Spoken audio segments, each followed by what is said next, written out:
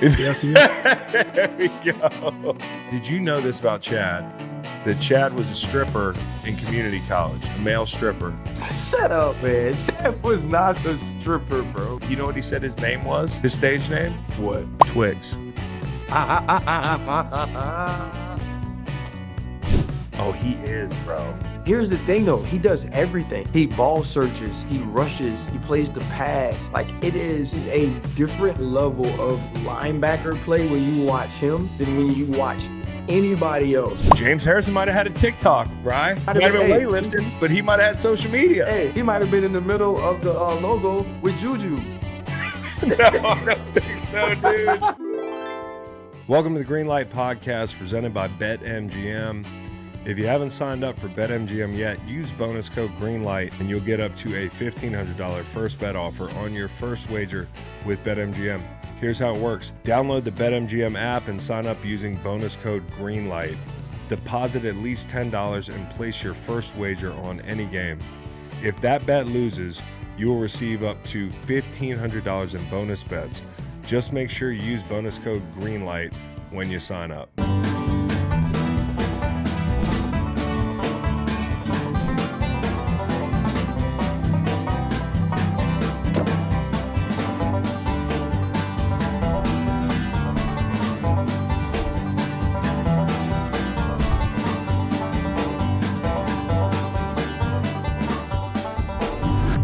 Welcome to the show. Just wrapped 90 minutes with the great Ryan Clark. Steelers fans, if you're here, you know Ryan Clark. NFL fans, if you're here, you know Ryan Clark. TV watchers, if you're here, you know Ryan Clark. Shit, I don't even watch TV, and I feel like I see Ryan Clark on my TV all the time. But that's my buddy, man. Me and Ryan got a chance to work with each other and Inside the NFL, had a great time. I was a desk populated by Ryan, myself, Chad Ochocinco, and I don't know if you've heard of him, Bill Belichick. We'll share stories about that whole deal. We'll talk about the pivot. He's built a hell of an empire there with Channing Crowder and Fred Taylor, all-time great running back, all-time great person too. They got a good group over there. Shout out to Alicia, the whole gang. Listen, slow news day, so it's a good time to call up a friend and just BS a bunch, which is what we mostly did. But we do get down to some NFL with the Steelers and a couple games we're going to play involving player names and adjectives. So hang in there for that. Hey,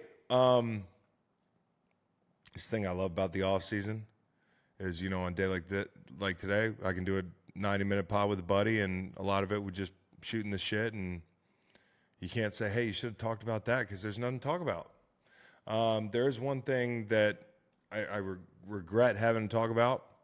Not the person, because I love talking about this person, but what they're dealing with. Bryan, Braman, former teammate of mine, he's battling cancer right now.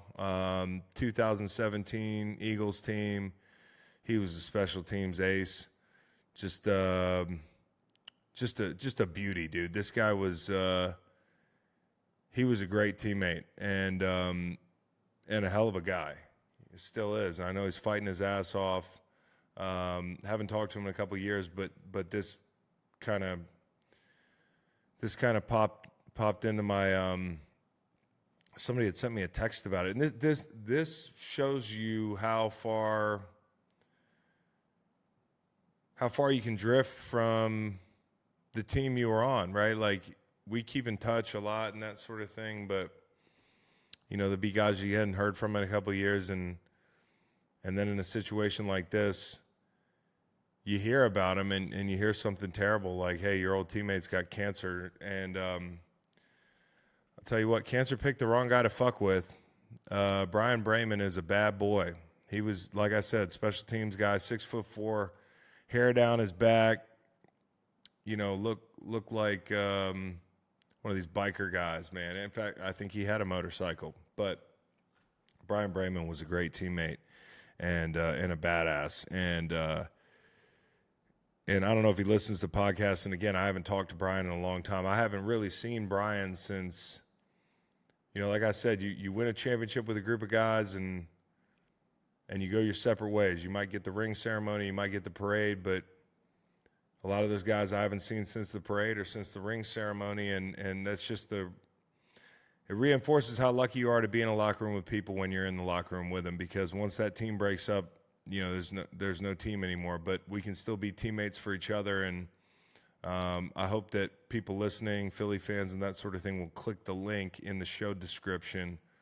It's the GoFundMe for his cancer treatment. Bryan was the guy who delivered the speech at the Super Bowl in Minneapolis before the kickoff. The last guy that gave a speech, Braman. And I can't share the speech verbatim because it was a little bit PG-13 and north of there, but anybody who was in that locker room remembers that speech. He was hell on wheels running on the field on kickoff. He would do it all. Just a great locker room dude, great special teams player, and a great teammate, and a badass dude. I hope Bryan knows how many guys are talking about him or reaching out, asking about. We're texting each other, hey, have you heard anything about Bryan? And that's how I came about this GoFundMe. So if you're an Eagles fan, if you're a football fan, check this out. Listen, there's a lot of people in this country who shouldn't have to pay so much for medical coverage, and it just goes to show that you could play in the NFL and still need help. Love you, Bry. If you do hear this, all-time teammate, one of the guys I ate breakfast with after the Super Bowl. I've just little memories like that where you're like, you it's such a blur playing in that game, but you remember little things like who you sat next to on the bus on the way over, who might have been your seatmate on the plane home. And, as the smoke cleared the next morning, we're all just trying to get some breakfast down in the cafeteria. I remember I sat with Bryan, Braman, and two other guys, and, it's just crazy to think. It's crazy to think that somebody that you spent so much time with was just a pillar of health, and it just seemed indestructible, would be battling something like this. But again, that cancer's got a battle on its hands too. So, Braman, if you're out there, love you, dog. And I know everybody's asking about you. Kick this thing's ass. Go get it done, champ. I wanted to shout out Bryan Braman, former Houston Texan, former Eagle, just a fearless dude. So he's I'm sure he's battling his ass off. Without further ado, here's Ryan Clark. Enjoy this. Yeah, see that? There we go. There we go. We didn't kidnap him. He's here. He's finally here. Hey, Ryan, is this your first time on the Green Light podcast? Yeah, it's crazy, right? Are you fucking kidding me? First time, bro. See, I walked you right into that because now I got to come on your big ass podcast. I'm inviting myself on the pivot at some point. Well, first off, you've been invited. You try to play like that's not. I'm not big enough role. No, but I'm gonna do something that's gonna make me really famous in the next 6 months, and when I do, I'm coming on the pivot. I don't know what that's gonna be, but I got a strategy. Okay, so you would do something big in the next 6 months. Like what? I don't know. I can't say, but something big might happen. You never know. I might get my big break and come on the pivot, but I'm hyped to see you, dude. We go from seeing each other every week to this, which is bullshit. You know what though? It's like real football. It's like off season. Yeah, it is. You know what I'm saying? We need to work hard to make sure we can see each other. Real fast, this is Ryan's second time that he's gracing the Green Light podcast. Yeah, there was another time. That's what I'm saying. What was the first time? It's been like 3-4 years, dude. First time was September 4th, 2020. It was the AFC North preview show for that. The AFC. I was at my house. Yeah, you know what? It's almost like me and Ryan hit people in the head for a living. No, you know what it is though, bro? We do so much stuff though. All right, into football. And I'm doing you a favor because I brought the quote. This is your latest news-making quote. At the end of the season, and I only want to ask you about one of these people. At the end of the season, we're going to finally realize that both Aaron Rodgers and Mike Tomlin have underachieved in their careers. Tomlin, I see your point. I certainly do. But I just wonder, like, the list of guys with 2 Super Bowls, if he'd have won the second one with you, would you have said yes? Different conversation. Yeah. If he wins the second one, it's also to, how you say Aaron has God talent. Yeah. I think Coach Tomlin does. He's got God talent. It's Chris, man, this dude can lay something out that is so complex and make it so simple. And it was, you never go into a game, or I never left the game and said, that team beat us in a way that Coach Tomlin didn't tell us was possible. Got it. Right? Or we did everything he said would lead to a win, but we still lost. Mm-hmm. Right? Like those things didn't happen. And the motivation was always there. And the other thing that to me is surprising is, I mentioned Antonio Brown earlier, bro. Yeah. He has this incredible ability to allow you to be yourself within the team. Bro, Antonio, and this is just honest, he was not a good teammate. Yeah. Right? But he worked his butt off individually. Coach Tomlin was able to say, okay, I'm going to box that and allow that to affect the team, but I won't let the negativity to affect the team on the field. Right. And so I just expected that when we walked off the field, we were the last 2 people to walk off of the field after the Super Bowl in 2010, 2011. If you would have just told me he'd never get back to another one, by this point, I'd have thought you were out of your mind. And I also said that, like, he still has it.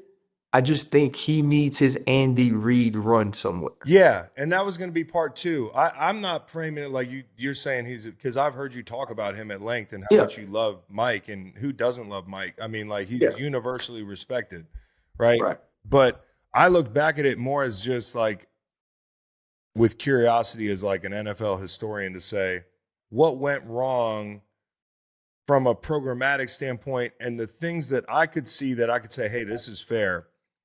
He certainly can be too conservative, right? Yes. Like, he can be, he's Rush Limbaugh sometimes. Okay. You know what I'm saying? All right.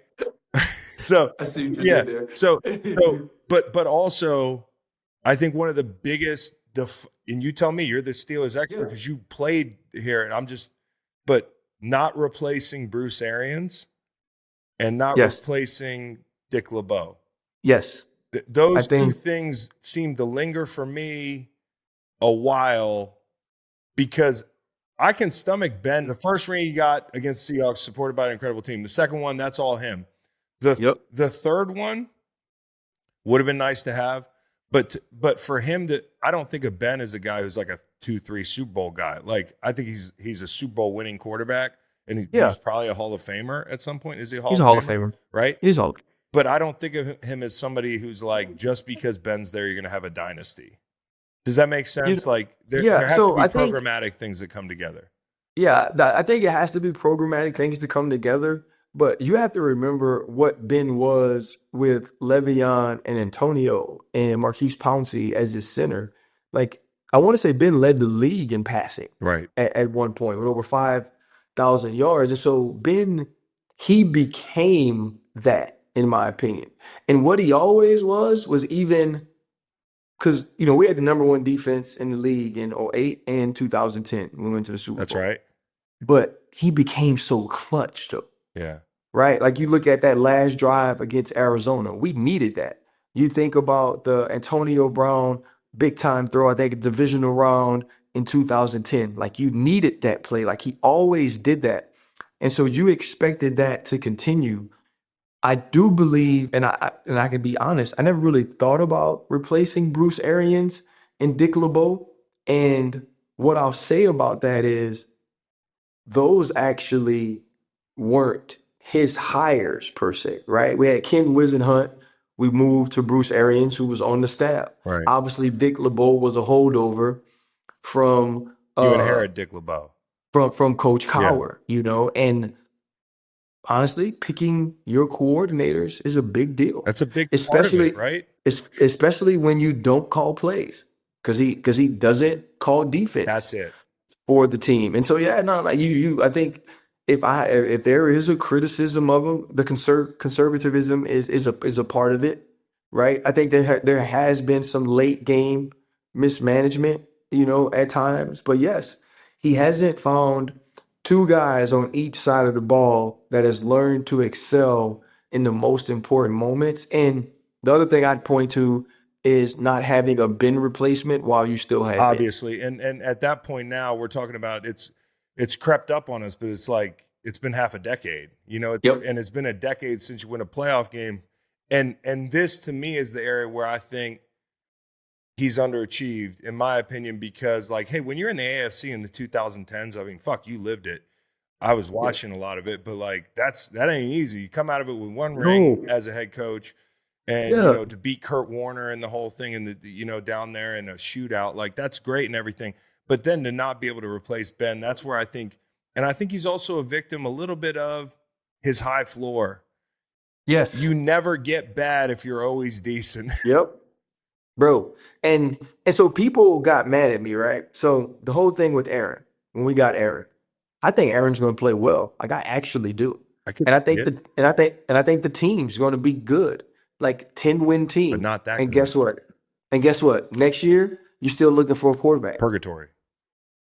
Like and you've been there every year, right? Because think about it. We were saying, hey, get a quarterback, get a quarterback, get a quarterback. But they still was getting a quarterback at 21. Yeah. Right? You still weren't drafting in the top 10, not even the top 15, top 12 to get a guy. And in my opinion, they're going to end up there again this year. And everybody's so high on this quarterback class, but you never know. You don't know. You don't know. You don't know. And they got a ton of picks coming up. And I'm like you. I actually have grown to have a little respect for the Steelers' outlook, as this thing's gone on. But I don't think they're running away within the AFC. They're just going to be a tough out, in my opinion. And that takes a lot to be a tough out in the NFL. But when you're a tough out, but you're not building towards something in the future, like you're just selling tickets, being honest, like, and if I were on the Steelers, I would want them to go sign Rodgers. I don't want to sit for a year and watch. I don't want to be bad. Right. We don't have that kind of time, but us sitting in this chair, it's like, God, could you at some point just win 4 games and fucking? Well, hey, I said it on TV, and people got mad at me like, "Oh, you hate the Steelers." I was like, "No, yeah, you hate. We need to be atrocious." Yeah, you know what I'm saying? Like they need to be awful. And so to me, the only answer is this, though, Chris. It's with the picks you have, you sell the form to get the guy next year. Yeah, you have to. Right? Yeah, you have to. You never go into a rebuild, but you say next year we're moving up to get the dude. And you also can't be like, hey, Aaron, design the entire offense and dictate how the program's run, because if you're building something, there's a ton of young players who are building towards the future too. Exactly. So yeah. And that's with all due respect to Aaron. I mean, I feel how I feel about, some of the antics in the past, but like I have reason to believe that because of Mike T and because of the Steelers, he's going to kind of walk the straight and narrow this year. I hope. No, I think, but this is my thing. And I told people this when it happened. Mike T can work with anybody. Chris. Right. Anybody. Yeah. Like Ben's not a peach. No, that's what I heard. I mean, like I enjoyed meeting him. Nice guy to me. Yeah. Cool. Yeah. And it wasn't that he was just this a-hole that needed everything his way. He just needed to be handled a certain way. Yeah.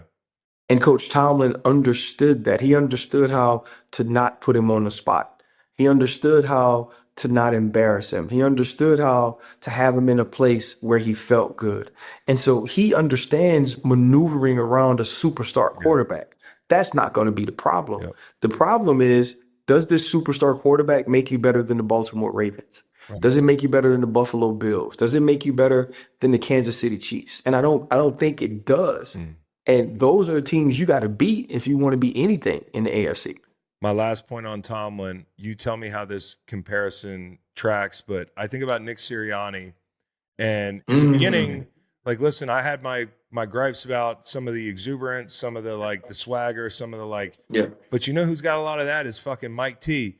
And you know who's got you just described him. The thing I just picked up is his superpower is communication and emotional intelligence. And when I talk to the guys in Philly, they always talk about his communication and emotional intelligence. And the parallels go further. First 2 Super Bowls, 1-1. And not guys who call plays. They're walk-around coaches. And I think the true test is going to be, as we framed it earlier, can Nick find this bag that he's got in Fangio or whoever's calling the offense year to year as guys go and get jobs? Can you stick with the right coordinators and make the right hires? Because that's the key to the whole thing, in my opinion. You know, I think, and the other piece of it is too, though, you find a guy in Howie Roseman who just keeps figuring out how to get you there and be competitive. He's got good groceries. He understands it, and this will make sense to you because you're so smart, right? He finds this era's Eagles guys. Yes.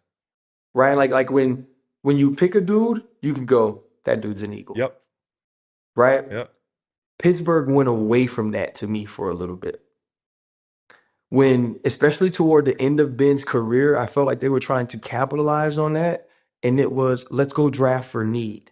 And this player can fit here. Whereas in 1 year after James Harrison has a Pro Bowl year, we go draft Lawrence Timmons and Lamar Woodley, who both play the same position that play James's position. I remember that. But they were Steelers. Yeah. And we figured out, wait, Lawrence Timmons can play off the ball. Yeah. And he's a downhill thumper. Yep. And he's fast, and we can use him as the dime, but he was a Steeler. Yeah. And I think that's what Howie Roseman and the Eagles have done a little bit better than the Steelers have in late in Ben's career and a little bit after. That's so interesting that you bring that up. That's so interesting. I hadn't thought about it like that. First Take. This is a segment I like to call First Take. You got your Sharpie and your piece of paper. Hold on, what's that? Yep. See, I should fucking be a producer for ESPN. Here we go. And out of the break, Molly Karam's going to give you some index cards, and you're going to write a name down. Stephen A. Smith is going to scream at you. Do you like arguing with Stephen A.? We don't even really argue anymore. He kind of like he's actually like my dog now. I like you know Stephen what I mean? A, dude. Yeah, like I like Stephen A. You know what? Hey, I will say this, man. Like, people hate on him, but he make $20 million a year. Yeah, if he don't care what none of y'all saying. If I could, I could tell he kind of cared about some of the stuff this year with LeBron. He kept coming back to it a little bit. I could tell, and it's only human. It's good to know that you could make $20 million a year and be a human being. He was incredibly gracious to me. We were down at South by Southwest. He came on the show, bullshit with us. He's awesome, bro. He's supremely talented. Cool. I could listen to this for $20 million a year. We had that good green, boy. Oh, what did Shannon say? For $50 million, I go to hell. I go to hell. That's a statement. Yeah. All right, Shan. My favorite thing Stephen A. Smith does, by the way, is that thing where he sits in his studio and just answers mailbag questions. So funny. About Pokemon and shit, like whatever it is. He's like, Charizard here. All right. So here's the game we got. The guys in the back are going to feed us an adjective. We're going to have 10 seconds to think of a player name. Write the player name down. Okay. Who first comes to mind when you hear the adjective, and then we'll show the viewers. Okay. Technically sound. Ooh, technically sound. Dang, my pen's not writing well. Guys, my pen ran out. Uh-oh. Wait, I got a guy. I don't think y'all can y'all see that? Oh, I see that. It's Cam Hayward. Yes. Ooh, good one. Good one. Trey Hendrickson. Hey, let me run and get a pen. And while you get a pen, I'll talk about why the Cincinnati Bengals need to pay Trey Hendrickson. Well, he had 17 sacks last year. Guys like that don't grow on trees, and your rookie is currently holding out over contract language. Also, last year, your defense was fucking putrid. Look I'm at back. him. Right on time. Here we go. That's good TV right there. All right, so what's the next adjective? Underrated. Ooh, underrated. Ooh. Ooh. You can tell that I'm going to be doing a lot of D linemen. This is a good one. Underrated. Wait, guys. This is hard for me. There's a lot of them. There's a lot of underrated players in the NFL. There are. Ultimate team sport. Ooh, he's a dog. Oh, yes, sir. You think Danico's underrated? Fuck yeah. Ask somebody on the street if they know who Danico Autry is. True statement. True statement. They're going to tell you, I don't know. And then ask somebody how many sacks you think he has. They're going to be like, like 34? Nah, bro. He's closing in on 60, 70. Yeah, he's a monster. He's a dog. That's why he got paid. Okay. Needs to step up. Ooh. Mm. I think this guy is a very chalky answer here. I just want to see. I want to see Kyle Pitts step up. That's a big one. No, that's a big one. I want to because I'm rooting for him. I like that one because he was hurt. He was hurt, and he's caught the ball from DoorDash Desmond Ridder, and I'm only calling him DoorDash Desmond Ridder because he was in a commercial. Yeah, but like Kyle Pitts is one of those enigmas that like he's so talented. Or the measurables are so high for the position. Yeah. Right? They're so high for the position. And because of that, I think their utilization of him puts him in spots where his athleticism can't excel. They're trying to use him outside. They just match him with a corner. So now you're not faster, you're not right? Fast anymore. You look at guys like Trey McBride and I like McBride. Sam Laporta. Yeah. Like they utilize them so much differently, and I think you see it in the success and statistics of those guys. I'm excited about this year in Atlanta. I'm excited. Raheem, let's go, bro. And then Ryan had Marvin Harrison Jr. Yes. What is it? Because he's got what are his skills and what are his weaknesses at this point in his career? Because he's very young. Yeah. Last year it was physicality. Yeah. I thought the physicality of the game was a bit much for him. Right. But it's also urgency. Yeah.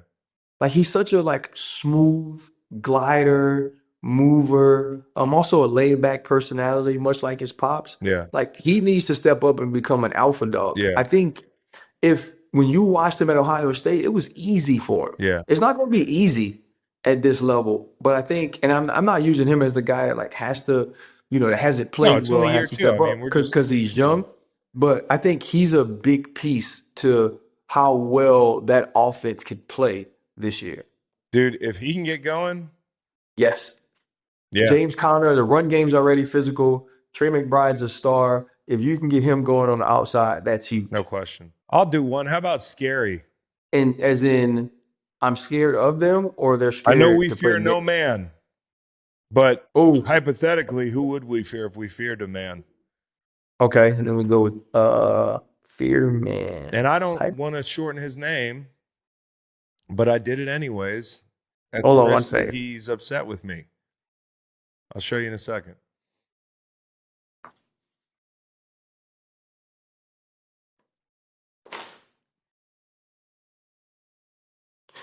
Bro, I'm so mad I changed my mind. You just were going to say Jeffrey Simmons.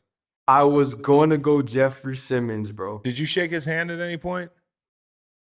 So he sat next to me at a Dallas Mavericks game.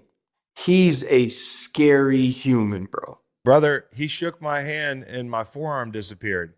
Hey, the two most memorable handshakes I've ever gotten, Adrian Peterson, who shook my hand like he was trying to break it. Okay, that guy has the fucking handshake of a 70-year-old man. Well, he should have shook old boy hand that two-pieced him. I don't know. I think in an octagon it would have gotten ugly for the other guy. I think in a situation like that, there's just too much going on. You don't get a real look at how it could have been. Too much space, but that's a street fight. Hey, but good for that guy. He's got a story to tell. He said Adrian Peterson, who's got one of the hardest handshakes of all time, couldn't drop. Bro, Bro, do you know? I just be like, hey man, y'all know I went toe to toe with Adrian Peterson over a poker game. That's fucked up. Supposedly they made up. But Jeffrey Simmons, man, don't Yeah, get in his scary. way. That's a big dude. Scary for sure. Saquon's scary too. He's He the scares me. nicest Scares the person hell in out of me. world. Universally respected. To the point where I don't even have to write a second name down. Just the first name will do. And you'll know who I'm talking about. All right. Oh, he is, bro. Yep, I think that too, though. Bro, Yeah. Fred, like, find me somebody that has anything to say about his game. You can't. Bro. There's nothing you can say about it. Okay, here's a better question, and it might be the same answer. If you could experience what it's like to be a player for 60 minutes in a football game and have their skills and their like instinct and their it's Fred Warner. Actually, I'd switch mine to yours. Or to Lamar. Yeah, Lamar would be sick. But as a defensive player, just spending my whole career like trying my very best to do certain things and being like, man, you just, even as hard as you try, you just can't do them. You can't get this guy down. You can't run fast enough to. Here's the thing, though. He does everything. Everything. He ball searches. He rushes. He plays the pass. Like, it is. Run down the seam. It is a different level of linebacker play when you watch him than when you watch anybody else in football. The gap between him and the next guy, especially with Roquan falling off a little bit, is probably bigger than any other position in football. Well, listen, Roquan I thought was hurt last year at some point. Like, we kind of talked about this. He looked a little like, and then and Milano was one of my favorites. He's been hurt. Fred just he's doing this. It's a great point. It's different, bro. Yeah. Last one, Cowboy. What you got? Freak show. Freak show. This should be easy. Tell me you ready. There's so many, dude. But the rule is first person comes to mind. You ready? All right, I'm ready. Yeah, I didn't want to do that one. So I went hipster pick, Keon White. I think definitely hipster pick. Bro, I was just up at Sac Summit, met Keon White. Guy I really liked, played in New England. That guy's a freak show. He's freak show alert. I have a question though, because I heard you talk about it on one of the clips I saw. I got to see Max work this week when I was out there at Elite Week. The field we used, he was using it to work before we got there. He had his shirt off. He works his butt off. When I see Max, I don't get the same feeling I get when I see Myles Garrett. No, but nobody and then you turn on the film though, and he's absolutely dominating. Is it just the technique, and is it the relentless cardio? Like, what is it that makes him such an impact player from a guy who wasn't drafted with that in mind? Well, I just asked him this on his show, because when I went out there, I did his show, and I said, how the fuck? I said to his co-host, I'm watching him do drills, and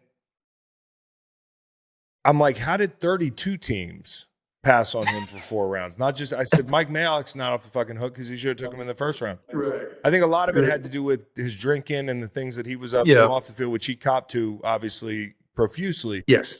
But there's a freak show there. It's just not packaged the way that, Myles Garrett walks on the field and you're like, holy shit.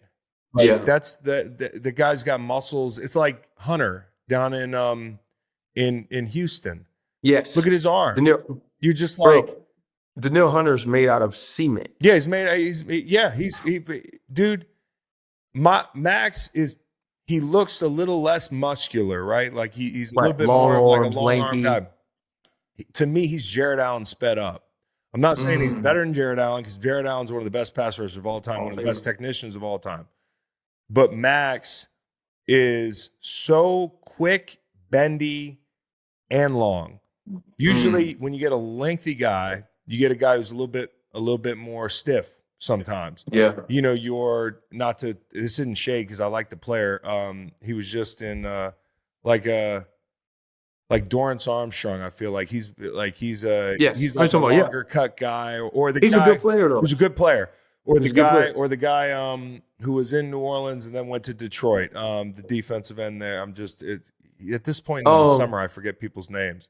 I forget him too. Davenport, Marcus Davenport. Yes, Marcus You think about Davenport. long Small guys, school the guy. classic left ends, the guys that are like they're shit cavers and they're gonna fuck up tight ends and they're gonna long arm. Max got that length, but he also has that twitch, bro. He has that bend and that twitch.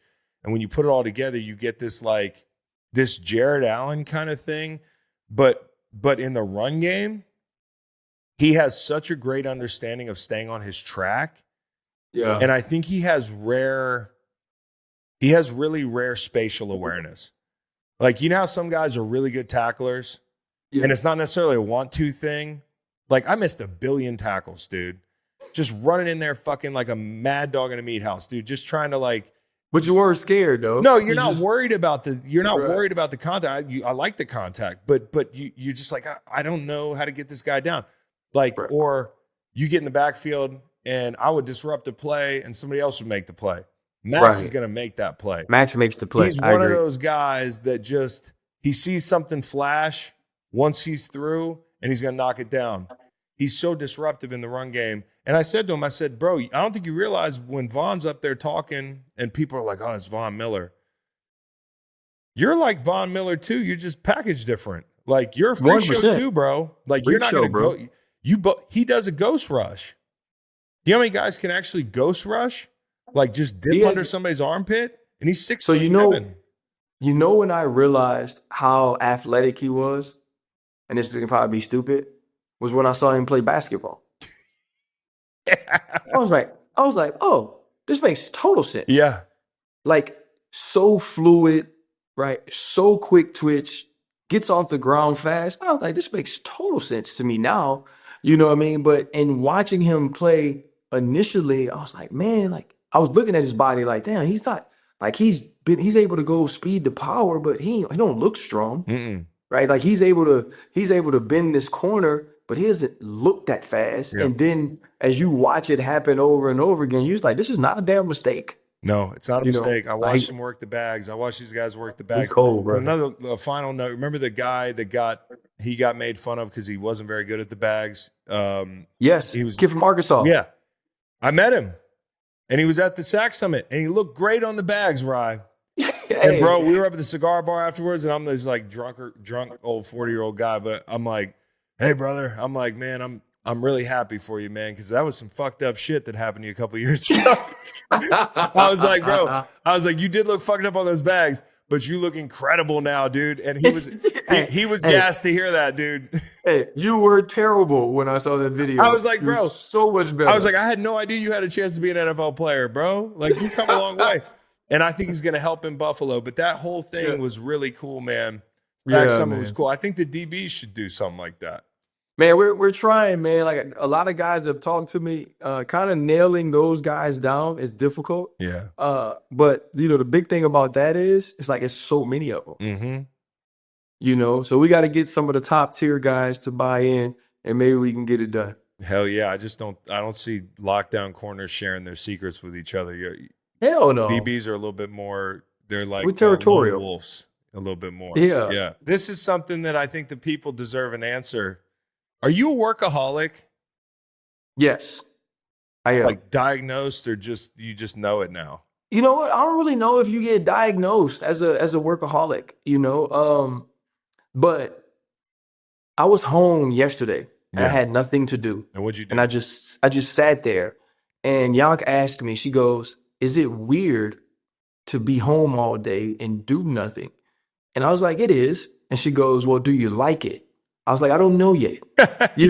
And you're not going to wait long enough to find out if you like it. You're asking me back on a plane, dude. Hey, I was like, you know what, though? At 5:30, I'm flying to Arizona, so we won't have to worry about it. I don't know how you don't burn out. Like, maybe it is because, like, shit, your kids are older. Like, Jordan, I'm watching him play football.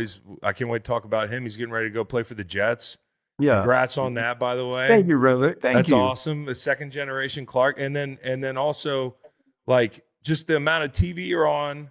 I just got my first taste of it being on Inside the NFL, having to travel weekly, do my show, And then I watch you, and I'm like, every time I see you, Alicia's like, oh, he just flew in last night at Red Eye or this or that.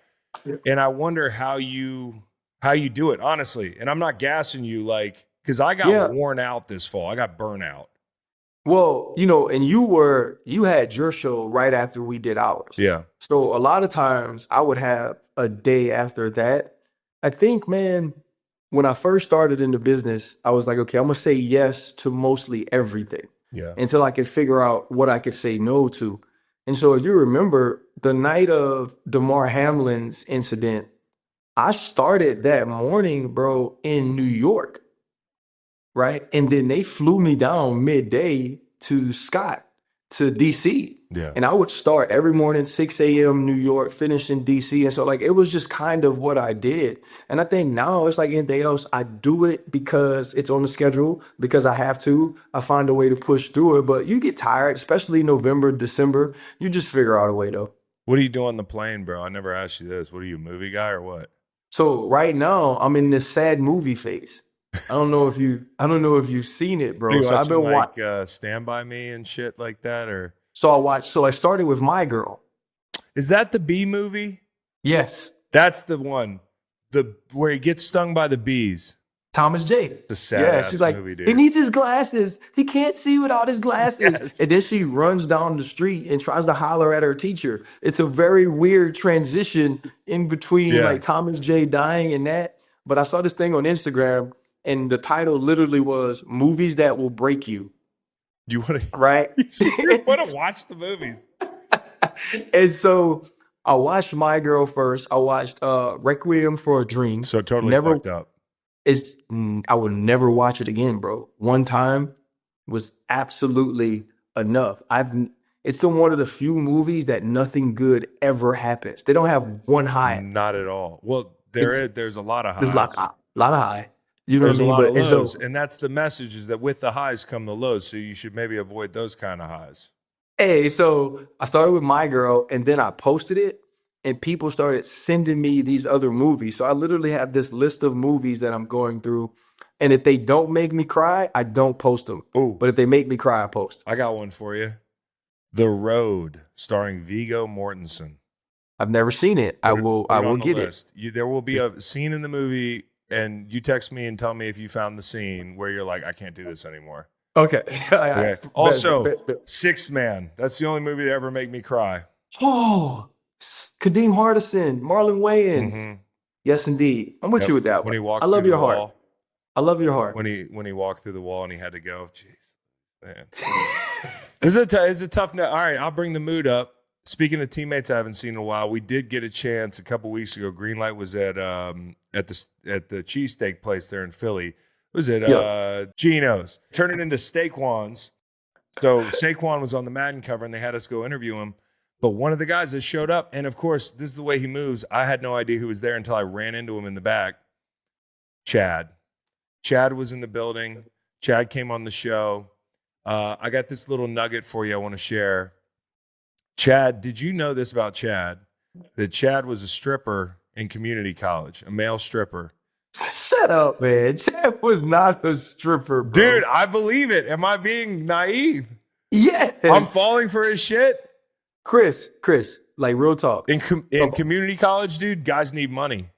Chris, of all the people we know personally, who do you know that lies more to Chad? Like, for real. Like, be real. I know, and he does it so easily. So easily. And he does it so much, he just believes it now. No, I know. And so I do too. But you know what? He had us going, man. He said, you know what he said his name was? His stage name? What? Twix.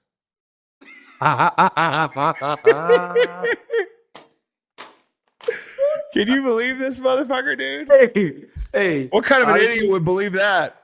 Hey, you would. Oh, I was like in the show. I was like, this is incredible. Let's stay here for a second, Chad. He's like, probably internally he was like, I'm lying, dude.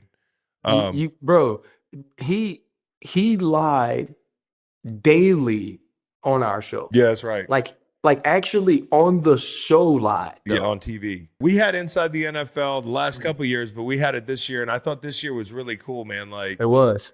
Man. What was your first reaction when they said, "Hey, Bill's going to be on the show with y'all"? So story goes like this though, right? They asked him, and he said he didn't think I liked him. Right. So Bill was like, how is that going to work? I feel like Ryan doesn't like me. And I was like, I don't know Bill to not like him. I was Right. like, yeah, they kicked our tail every time we played. I was like, but I don't know him. So at the draft, he comes into my room and we sat for like 30 minutes, bro. And we're chopping it up. And we get to a point in the conversation and we started talking about secondary play. And we started talking about number one corners. And I was like, yeah, so Bill, I said, you could do it different ways. I was like, think about the way you would use Revis, right? You would put Revis on the number 2. And I said, and you would double or shade the number 1 DB. Right. I mean, the number 1 wide receiver. Right. And when I said that, he's like, oh, wait, you noticed that? And after that, we were cool the entire way out. And so he kind of decided that he was going to do the show. And when he's walking out, he shakes my hand. He goes, but bro, he's like, but Ryan, I don't have to wear one of those two-tone suits, do I? Yeah, he was calling you two-tone. Yeah. He was all in on that. Yeah, so that was kind of how it all went down. But I thought it was, after that conversation, I knew it would be cool. I can't say I knew the chemistry between the 4 of us. Obviously, me, you, and Shad I knew. But adding Bill, I didn't know it would be like that. Like, I think I was talking to somebody the other day, bro, and I said the show should have been the pre-show meeting. You know what I'm saying? Like if we could put that show out like a Hard Knocks, it'd be the number 1 football show on TV because it was fun. It was a ton of knowledge, but it was like the real stuff. You thought about everybody. You know what I mean? Yeah. Like it was like Bill, you, Chad, everybody was just relaxed. We talked ball. We had a good time, man. So I enjoyed this year, man, more than I could say. Isn't that tough in TV though? It's like, man, and you live it. Like you got to fit everything into windows, and that those production meetings are more expansive, and just generally people's filters are a little less. And for Bill, like you got the real Bill on TV at times, but he still held a little in his back pocket. Bro, he held a ton because I would write notes in the meeting. Right. Like if you would say something good, it would be in my mind. I want to make sure I get Chris back to this. Right. Right. And, people don't know we could edit the show. So they might see the third thing we got around to because it was the best thing. Right. But you remember, bro, I'd be trying to get Bill back to something he said in the meeting and he just wouldn't say it. But the other piece was, I think some of these people were his friends. Right. And I knew he wanted to get back into coaching. And so like that was what made it so hard with him. But man, I thought he did a good job, bro. And it was really cool to see or to be around him and learn just how much he knew. Right? Like we only got a little bit of it, but when we be talking about like the black and white film and how it relates to today, and he can go talk about those players, the college all-stars versus the Super Bowl champion.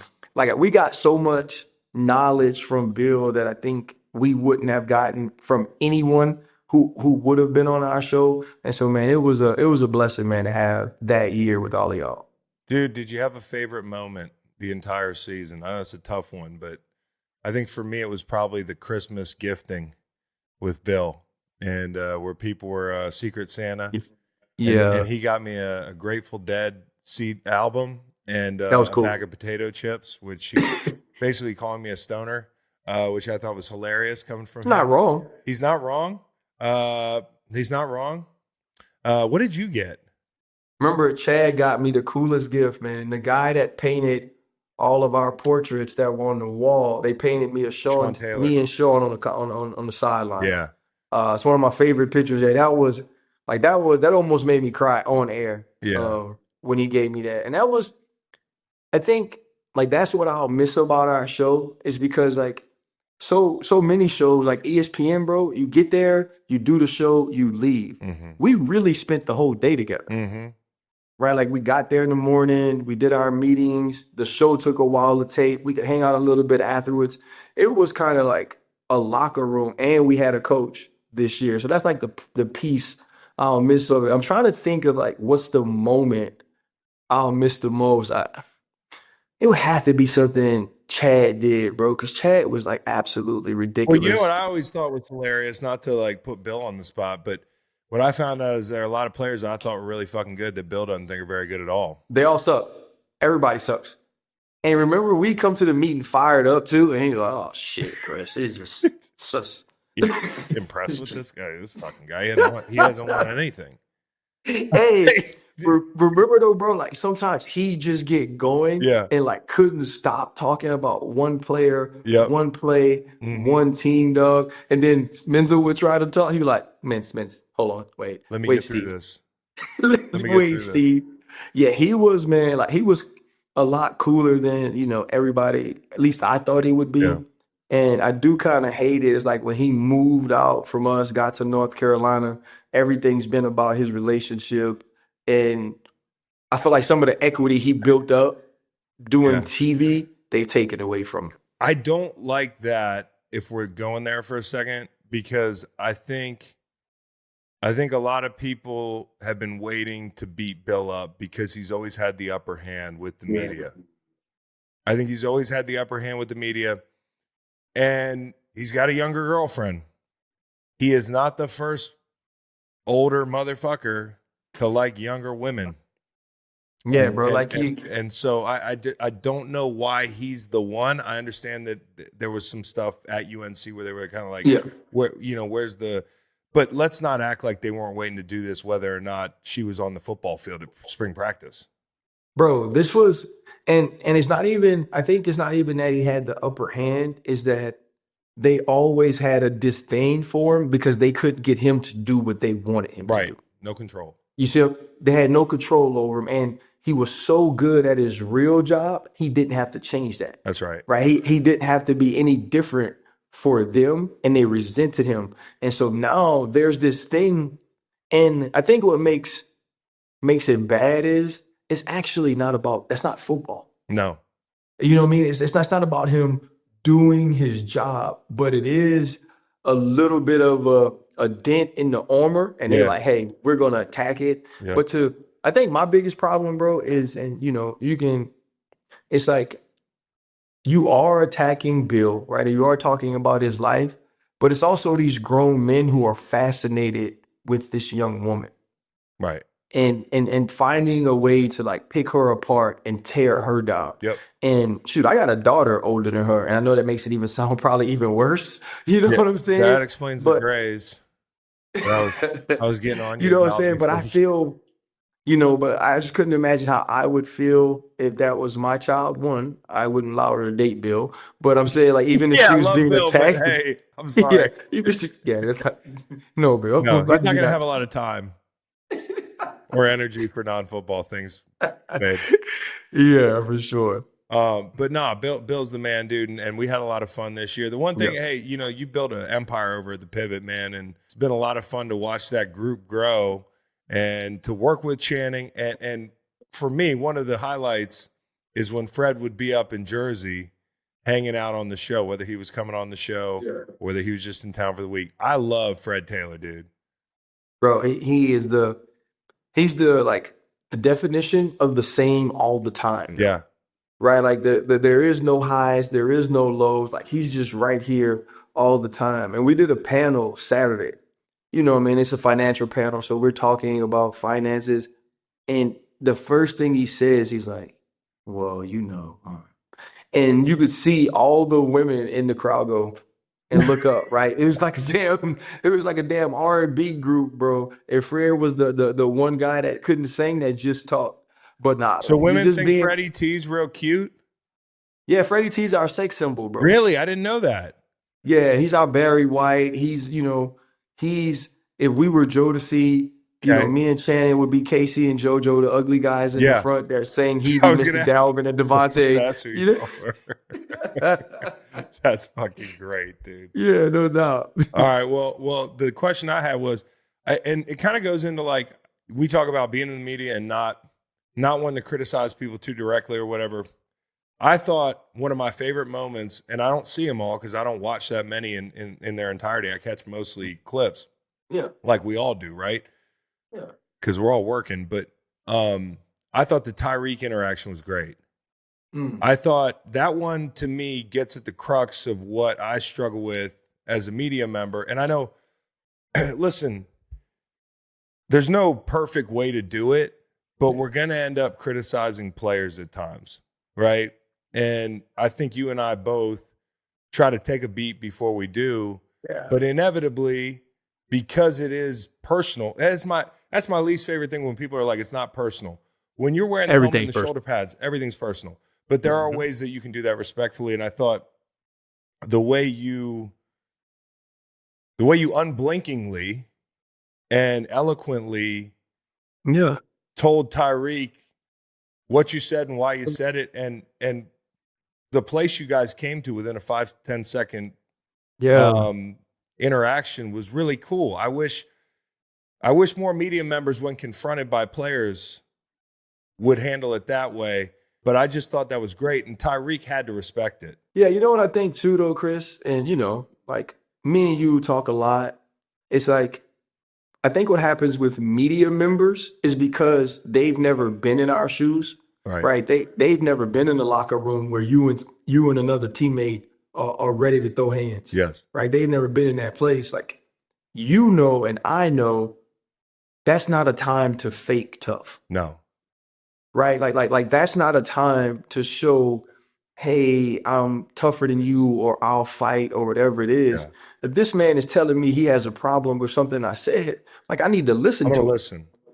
I need to listen to him. And the hope is he allows me to express myself, why I said it, my intention in say it. And I thought it was beautiful, and I was happy it happened on camera. Yeah. You know what I mean? Because shoot, I'm gonna be honest, bro. Like, I ain't always right. No. You know what I mean? No, but I never want I. I never want a player to think I was attacking their character when I'm not, or I addressed them in a way that was disrespectful when I didn't. And so I thought it was really cool, man. I thought Tyreek's reaction to what I said was admirable. I thought he handled it with truly. I felt like I did too. And it's the thing I think that's different for players than for media members and journalists, right? And I said this about Antonio Brown years back, like when people were like, he said this, he said that, why aren't you responding? I said, I'm not responding in that way. I said, because I know Antonio Brown is not scared of me, right? So I don't need to talk to him in some way to try to place fear in his heart. I said, and the same for me, right? Nothing he's going to tell me is going to make me scared to see him, confront him, have a conversation with him. I said, so we don't have to be loud, right? I don't have to be loud with him because I'm willing to have the conversation. I'm also willing to take it where it needs to go, if so be it. Right. So we don't have to behave that way. And I feel the same about you. You know what I mean? Like, yeah, you're cool, but we understand, hey, if you have to go there, you can, but both of us rather not. Yes. And not to give too much information, you and I have had disagreements. Yeah, but we have 100%. handled them like men, which is something I appreciate about you is, I had a complaint at one point and was like, hey, RC, I don't like this. And you were like, hey, let's talk about this. Like, and we talked about it and squashed it. It's just like, bro, that's how men handle their business. Bro. But you made the point. I don't need to act like, I don't need to elevate my voice. Because that's not what we're here to do. Like, we've been there. That's not what that's not what we're here to do. Yeah. You know what I'm saying? Like, we're in our 40s, dog. And that's the crazy thing about our space now, though, is it can get disrespectful. Yes. And it's almost like the more disrespectful, the bigger the headline. Yes. And we're in the world of clicks. We're in the world of fame. And I was doing something recently, I can't remember, and it asked me a question about like how the analysts are now becoming the star. I said, if it's ever a situation to where we're becoming the star, then we're wrong. Yeah. Right? If the focus is on us, we got to find a way to put it back on the game, to put it back on the players, back on the dudes that are doing it. Because the only time they start caring about us is when we get out of pocket. Right. Yeah. I figure it's probably hard on TV though. Like, because every day is like, hey, what's the? I'm not asking you to criticize ESPN. ESPN's great. They do a lot of great content, but like, you got to talk every day. And sometimes, like the moment demands that somebody shows some emotion or is definitive about something. You know me, sometimes we'd be in a meeting, I'd be like, "Well, I see both sides of it." You know, I'm talking, and you're like, "Hey, you got to take a side." You know what's, and so like you can see both sides of it, but you have to have an answer. Yes. You know what I mean? And so the thing that's hard now, bro, is like the get ups and the first takes. Like those are debate shows. Yeah. So literally, if me and you have the same opinion, that's not really something they want to talk about. I know. You know what I mean? Because you're going to say whatever you say, and then I'm going to go, shoot, Chris, I agree with you. And I'm basically going to say the same thing, just in my voice. Right. That doesn't allow a rebuttal. That doesn't allow a conversation back and forth, which doesn't necessarily allow fun. And so I think that's what's hard. And the other piece is this. At 8:00, I talk about Chiefs versus Eagles, right? I probably do it at 9:00. I might do it at 9:45, again at 10:30, again at 4. Where you get into trouble is trying to reinvent that thought. Yes. You know what I'm saying? It's like, okay, I said it like this morning, so now I got to say this. And you end up saying some things you don't really mean, you don't really intend, and you say it in a way you don't, and that's the one they clip from the day. No question. The clip, the getting clipped, man, and the repeat, and try to put a little extra English on it because you're like, I don't want to be boring and mail it in and just do the same bullshit take, which is not bullshit, but it sounds like it the fourth time, right? So you try to do a little more, and then you end up Dov Kleiman. Whoever's running Dov Kleiman's account. Is that a real dude? No, it used to be a real dude. Now it's like some guy who bought his Twitter account, I believe, and is posting under his pseudonym. You know what's crazy, bro? Around Penn State, Notre Dame, this whole thing was going on. People were saying that, like, I talked good about Lamar because he was black, or I talked bad about Josh. I did, and it was this whole thing, right? And someone from Outkick actually had my number, and they texted me about it, right? And I wasn't very nice. And I said, you know, like, you guys have been misquoting me for an entire year. That's like an entire year you've been misquoting me. Like, you said I said something that I didn't say. I even went on Michelle Tafoya's podcast. I remember this. Right? And she played it. And before she played it, she asked me, she's like, you know, you said that Lamar was the only authentically black quarterback in the league or whatever, something like that, right? Yeah. And when she played it, after it was over, I said, okay, tell me when I said it. Right? And then she goes, well, is it another clip? I said, no, this is the entire clip. But what happened was, one Twitter site posted it in quotation marks. People don't listen. People don't read. And so everybody started clipping it again. And so I told this guy from Outkick that, right? And he went through and he listened and he checked it. And he actually, to his credit, called the executives or whatever it is, and they took down everything they had ever posted about that. But in that moment, Chris, that was when I allowed myself to release any tension I have of being misunderstood. Because that was always my thing, right? You could dislike me, just don't misunderstand me. I'm the same way. Right? Yeah. And so I realized, damn, wait, they ain't even trying to understand, bro. Not at all. You know, and I needed to get there, because that's why I would have like Twitter back and forths with people, not because I wanted them to say I was right.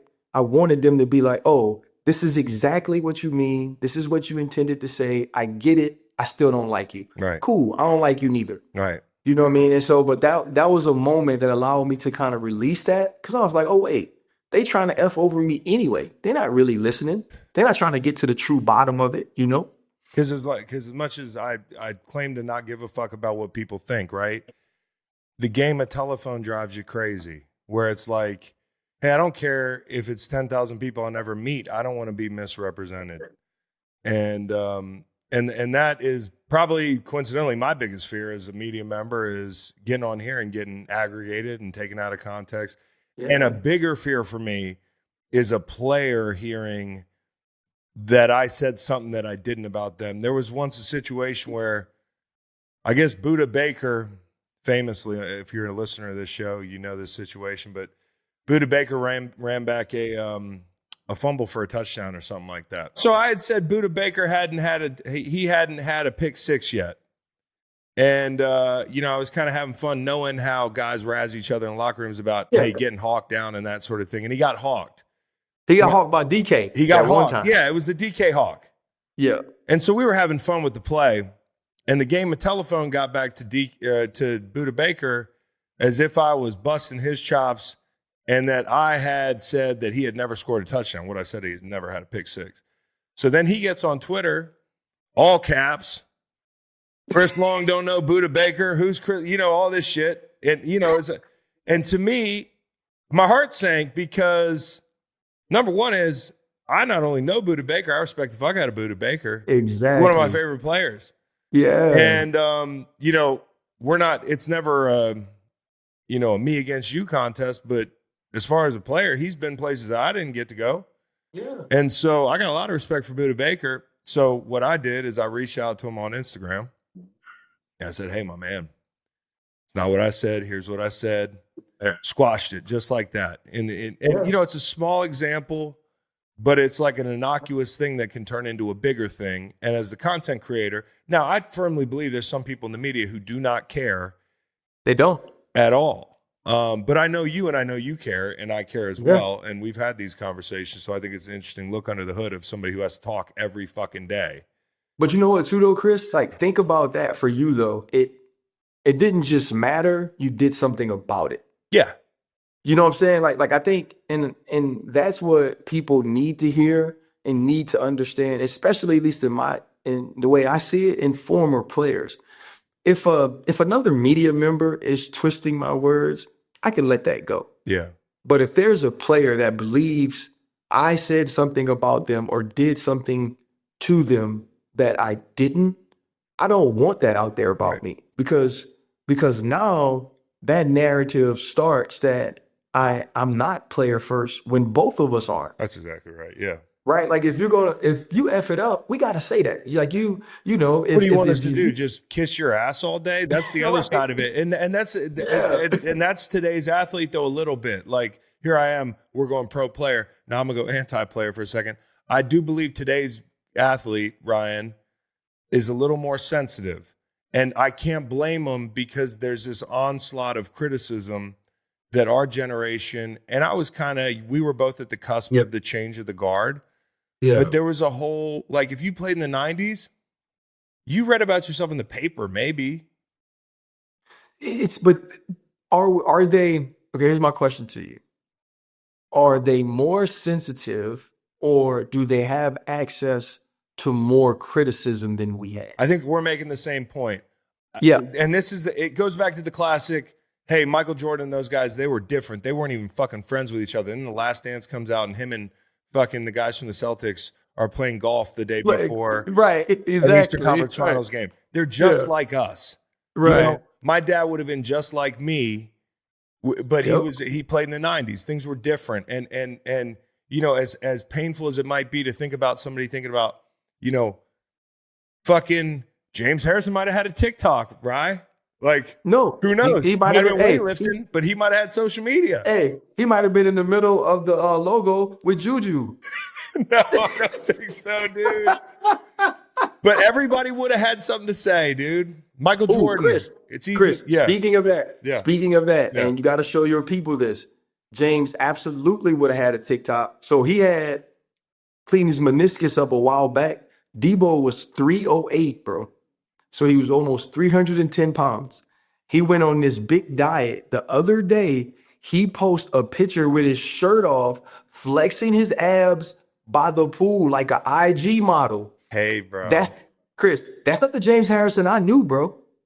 You're only as good as your opportunities, man. And now guys have a ton of opportunities to humanize themselves, Yeah. And that's why, guys back in the day, we got this mystique around, hey, Jack Lambert, all these guys. Like, imagine those guys had fucking social media.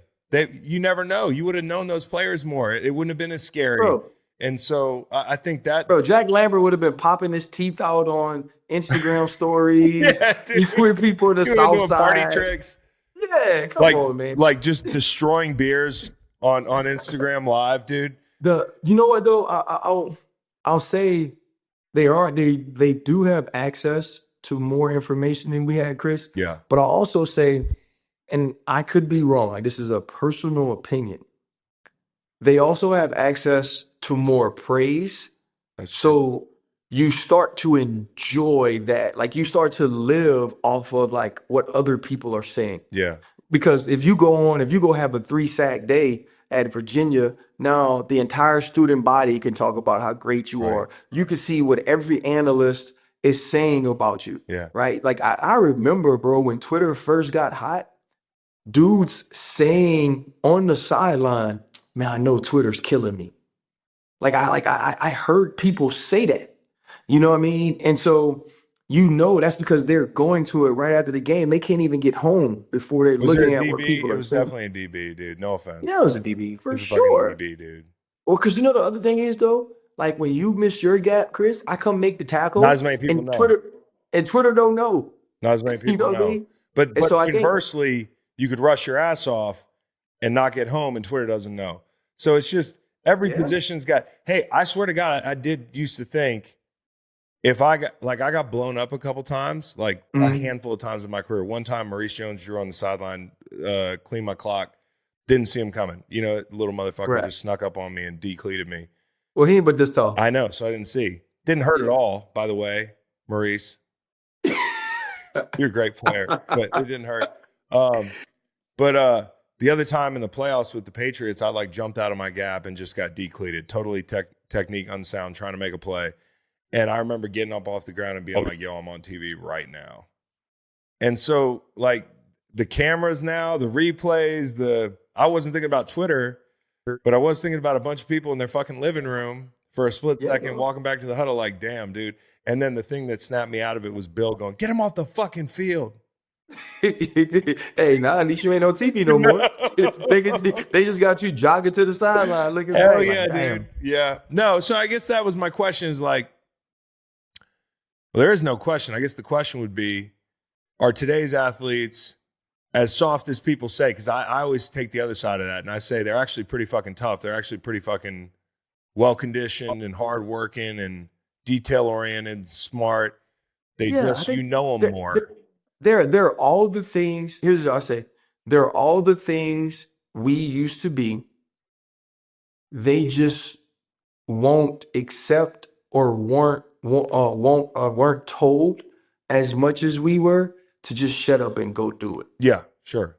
You see what I'm saying? Yep. Like we had a level of, and I don't want to call it respect because I don't want to make today's players sound disrespectful, but we didn't grow up having conversations. We didn't grow up having conversations with our parents, right? Like our parents told us what to do. We did it. It wasn't a negotiation. It wasn't a negotiation. No. Whereas like if you keep looking at what's going on now, Chris, like I just went to Athletes First Elite Week, right? David Mulligetta. Yeah. Bro, there were high school kids there. Yeah.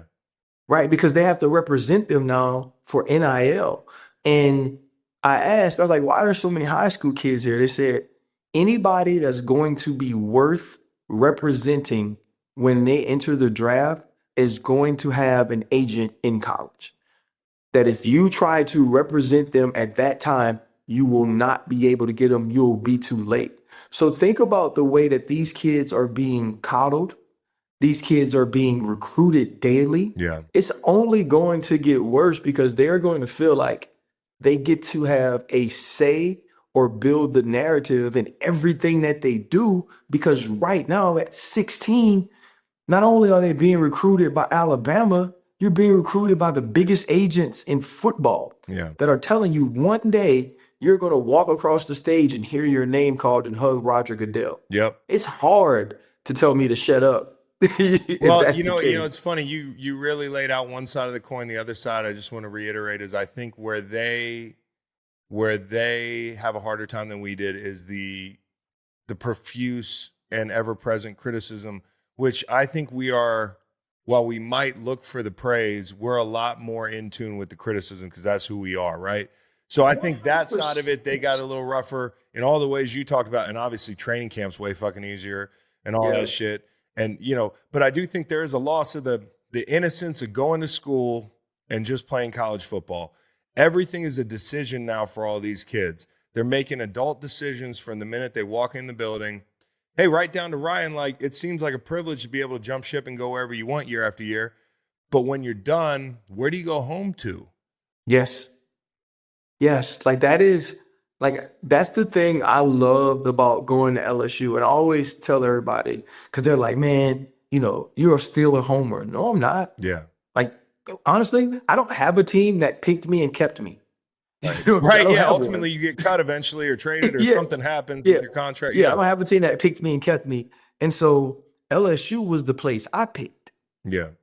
Right. And there was no leaving. Like, I never at any point in my career, and I had a really good career, thought to myself, there's somewhere else I want to be. Yeah. There's somebody else I want to represent. There's some place else or another stadium I want to be in, to where it's like, these kids, man, like what is your place? And I got to see it a little bit with Jordan. He was at Arizona State for 4 years, and he only played 1 year with Kenny Dillingham. Yeah. Right. And their coach, the defense coordinator, Coach Ward. It was a cool deal. We all came out here for the draft, and he didn't get drafted. We knew where he was going in like the 5th round. Aaron Glenn called him. And man, so we're eating at Dominic's here, and Arizona State's having a recruiting dinner. So on the way to the dinner, Kenny Dillingham FaceTimes Jordan. Congratulations, man. I love you, man. You're this, you're that, man. I'm so happy for you. We get there. They walk in. He comes to the table. His defense coordinator from Arizona State and his wife come to the table. They buy us a bottle of champagne. And it was so cool because Jordan could have left their first year, but he didn't. Right. He stuck it out with, he's like, I want to see what we could do. Yeah. And he struggled to leave the year he did. Oh, yeah. But he spent 4 years here, man. And I'll never forget Dillingham for this. And I told this story. It's like 10:30 during Jordan's trip to Notre Dame, his visit. Marcus Freeman calls me. And he said, I just spent 30 minutes on the phone with Kenny Dillingham telling me how amazing Jordan was. And so he can always come back to that place because of what he put in it and how difficult it was for him to leave. And he can still go back he can go back to Notre Dame as well. Yeah. And so I did get to experience both sides of it. But for these kids that parents make them mercenaries and the breadwinners of the family, I feel for them, bro, because they aren't even in control of their present nor their future. And that's a tough place to be. No question. And it's a good chance to bring up Jordan, who at this point is getting ready to suit it up for the Jets, man. And we've talked about this before. Like the pressure of being that guy, of being Ryan Clark's son, of being Howie Long's son or whatever it is. Yeah.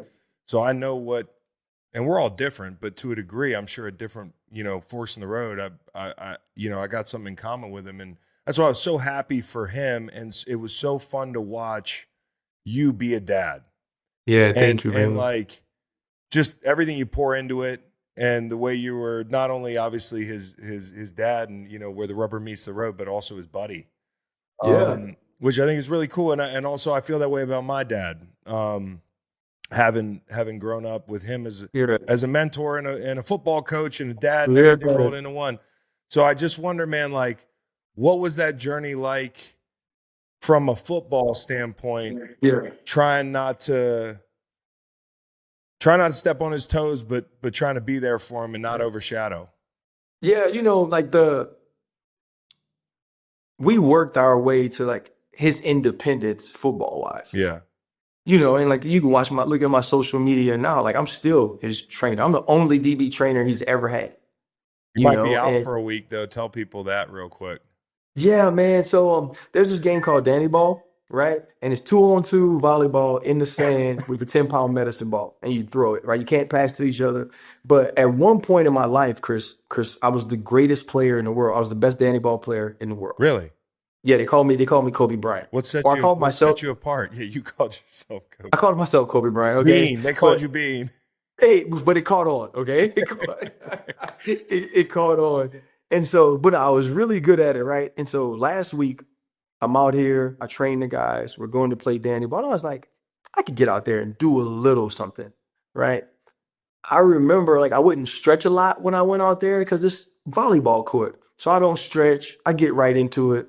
First throw, I thought my calves was gonna pop. So now all I'm seeing is Tyrese Halliburton.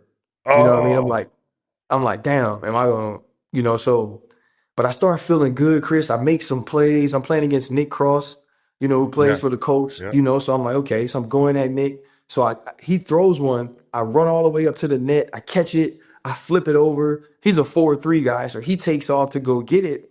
And I'm like, man, I could stick my foot in the ground and go make a play. Bro, soon as I picked that second step up, I felt it, right? And so now it's the stupidity of being 45 and injured. Yeah, it feels pretty Like, dumb, dude. I'm stupid. Baldy was in Vegas at the SAC Summit last week. He popped his hammy running in the terminal to try to make his flight. He set up by the attachment, Chris. Hey, by the attachment, that's high. That's not good. Hey, at least, bro, I was doing something athletic. But like it's I don't think people really kind of like, especially us, think about getting old. And not being able to do what you once did. I was having a conversation with somebody and they were he was like, man, I used to be an athlete too. Cause he was kind of talking crap to me. And I said, but we were different type of athletes. Mm-hmm. You know what I mean? I was like, like I made a choice to stop being an athlete. Mm-hmm. They didn't choose you ever. Mm-hmm. You know what I mean? I was like, and it's different. And you live in that world so much and you admire the people around you so much. You almost forget how talented and how hard these dudes work, man. Yeah. And that thing popped on me, bro.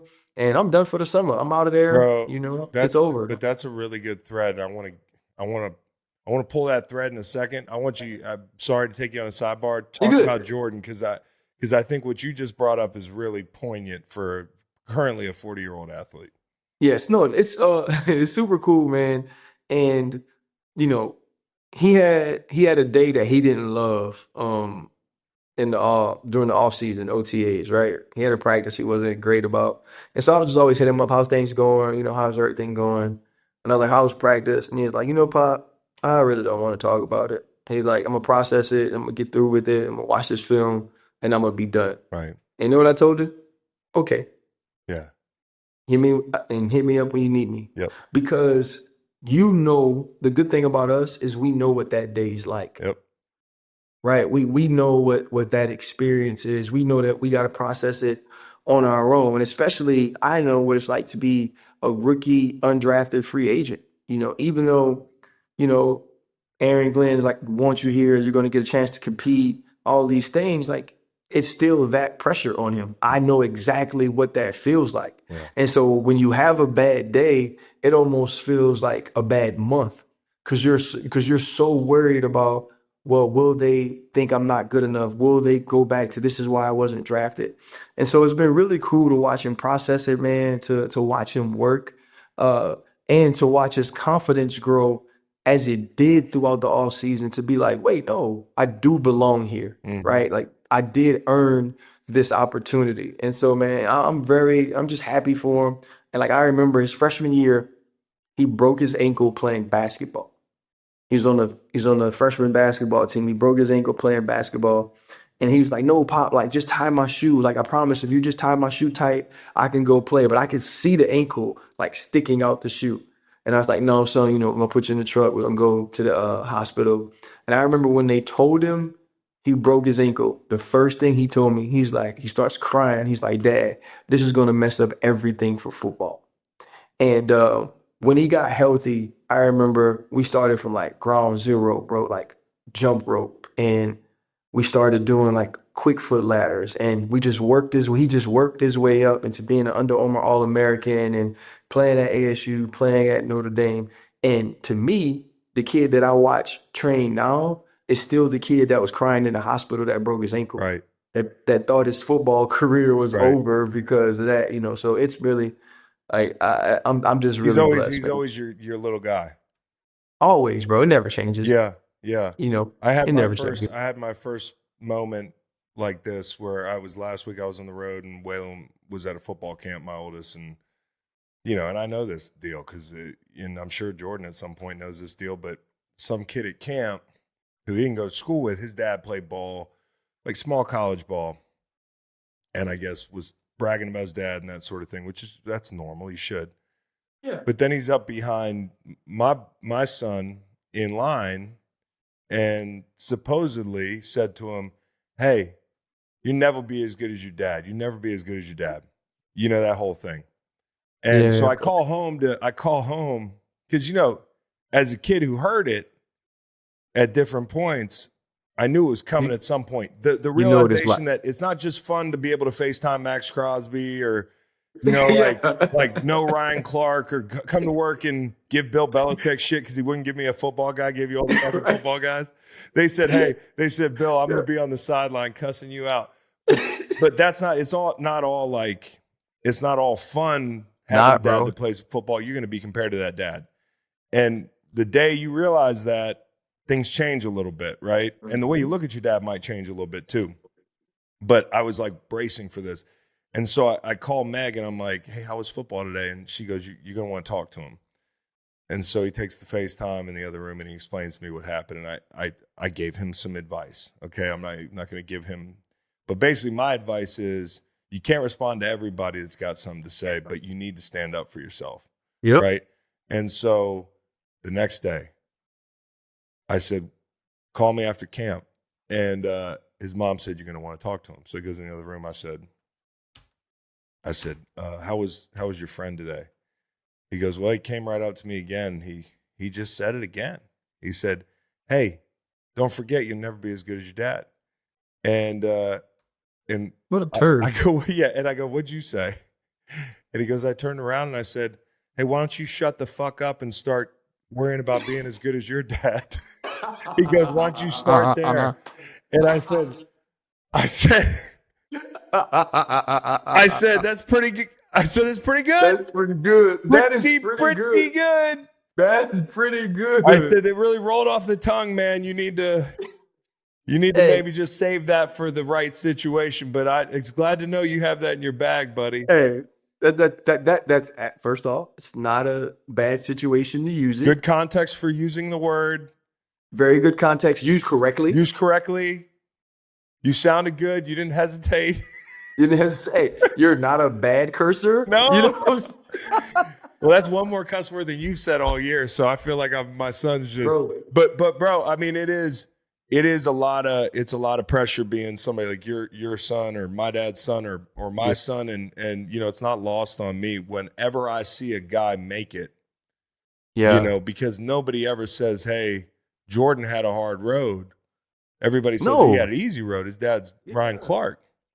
But the truth is, when he walks into a room growing up, a lot of people are saying, "Hey, he's a target." That's Ryan Clark's son. Chris, can I ask you? Yeah. Can I ask you a question? Yeah. So, obviously. And I just want to say this before you ask me a question. I said to him, Ryan, I said, they used to say that same fucking thing to me. I said, and you know what? They were right. I said, but I played in the NFL for 11 years. I kicked some major ass, man. I said, and I got to be honest with you, there's no guarantee you're going to be as good as me. I said, if you are, that'll mean you did some pretty good shit. I said, it doesn't happen easy. So if he's as good as you, he did some great things. But here's what I wanted to ask you, Chris. And your father's a Hall of Famer. You're drafted second overall. It's obviously an anomaly, but I feel like now more and more we're seeing former players' sons be really good. I just looked. Notre Dame just signed Thomas Davis, Larry Fitzgerald, and Jermichael Finley's. Or they just all committed in like the last week. Oh yeah, to Notre Dame. You know what I mean? Is it? I don't know. Are we seeing it more, or do we just hear about it more? I think we might hear about it more. I also think like when we start seeing him in the pros more, I'll start to think the trend's really changing. But although you see like Randy Moss's son, Thaddeus Moss, who I think Thad Moss was at LSU. Yeah. A lot of people remember him for that cross block, which was not dirty at all. People, you need to play the cut block. I think we're over that. But I think what's interesting is when you study it, you're like, a lot of the best players who had former player dads, like, people don't even realize they're cross positional. Cam Jordan, his dad was a hell of a tight end.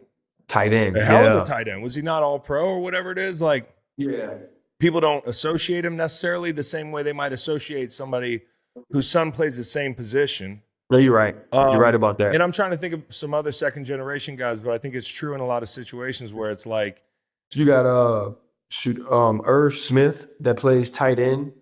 His dad played in the league. Mark Ingram. Mark Ingram. Didn't Ingram? Yeah. Ingram, obviously. Jamal Adams, his father was a first-round draft pick of the Giants at running back. Hayward. Cam Hayward, his father played. Yeah, you're right. So it's interesting to me where it's like, it's almost rarer to be the guy that plays the same position your dad did in a lot of ways. Yeah. I think it's harder. It's harder, too. It might be harder. Also harder. It might be harder. No, I'm just saying, like, they pay more attention to me, I think, to that guy because you can have a direct comparison to the father. No question. But anyways, you make a real good point where I think there's more of it happening, at least the collegiate level where we're seeing, maybe we're hearing about it more. I don't know. Well, Ryan, I appreciate you, generous with your time, dude. We got to catch up more. I miss you. I miss you, my boy. Yeah, man. And give my best to Jordan, man. I'm psyched to watch him play, man. 58 days till football. 58 days, brother. Love you, my boy. Love you, man. See ya.